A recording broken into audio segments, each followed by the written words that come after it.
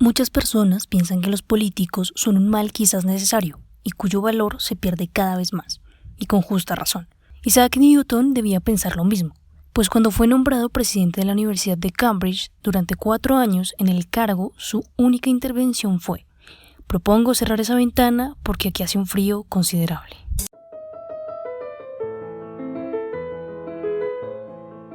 La filosofía es casi tan importante como respirar, pero por desgracia cada vez son menos personas las que se adentran en su mundo. Entonces, solo queda tacharla de aburrida, o se suele pensar que solo es un ejercicio para aquellas personas que van a ejercer la carrera. Pero la filosofía está lejos de ser todo eso.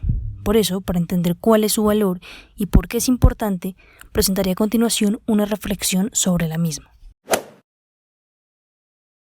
Teniendo en cuenta que la palabra filosofía literalmente significa amor por la sabiduría o amigo de la sabiduría, y que filosofar es pensar, pareciera que estos dos conceptos en la sociedad actual no tuvieran relevancia. Los jóvenes y adultos, en especial los jóvenes, en su mayoría no lo vemos interesante, pues tenemos necesidades banales y de poca importancia, o, peor aún, no le vemos ningún valor o significado. Es casi como si estos términos fueran sinónimo de aburrido o raro, y más ahora, con esta sociedad de la tecnología, que nos impide pensar o tener un juicio crítico. Es el grupo del mínimo esfuerzo y de un conformismo casi aterrador, que además está fuertemente ligado a una insensibilidad social que permanece en constante crecimiento. Se debe agregar también que no hay una necesidad de pensar o de adquirir conocimiento. Este último está unido a los conceptos anteriores. Esa obligación solo se ve reflejada cuando hay una carencia material, que pasa de inmediato a ser un requisito, haciendo referencia a lo material a objetos que en ocasiones les damos demasiado valor. Así, por ejemplo, no nos afanamos de la misma manera cuando sale un libro nuevo que cuando sale el último celular. Y con la mejor cámara, porque esto es lo más importante. Estas acciones y comportamientos cada vez son más frecuentes y poco a poco vamos dejando al lado el razonar, teniendo cada vez menos relevancia. Como primer momento de mencionar, y con un criterio muy personal, que el mundo no es más que una sociedad conformista, facilista, egoísta e insensible. Respectivamente, considero que esto es así debido a que, a pesar de que vivimos en un grupo que nos impone y dicta todo el tiempo cómo debemos comportarnos o qué debemos hacer y qué no, muy pocos optamos por rechazar el camino de la resignación, la vía fácil. Pero esto no sucede con la mayoría. Es posible que esto ocurra por miedo o simple indiferencia, pero es preocupante ver cómo se normaliza el hecho de que nos implanten todo, ya que esto evidencia la falta de carácter y criterio que poseemos como individuos. ¿Será posible que en un futuro solo existan sujetos dóciles?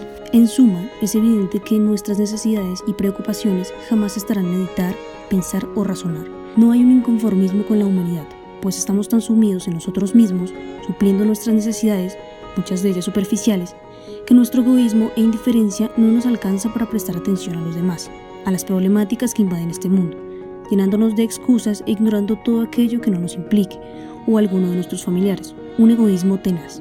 Más alarmante todavía es que no haya ningún interés por nada de lo ya mencionado.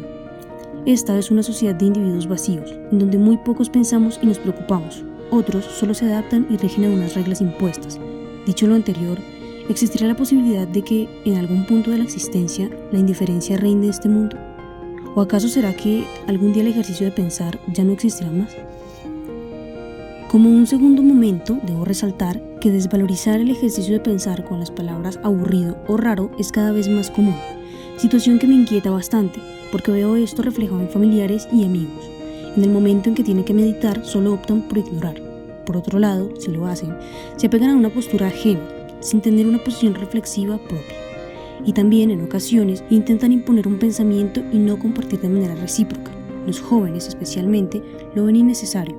Para ellos es más importante adquirir los últimos objetos de moda, quién tiene más amigos o contactos en redes sociales, y a ver si ya consigo pareja, que se me está haciendo como tarde.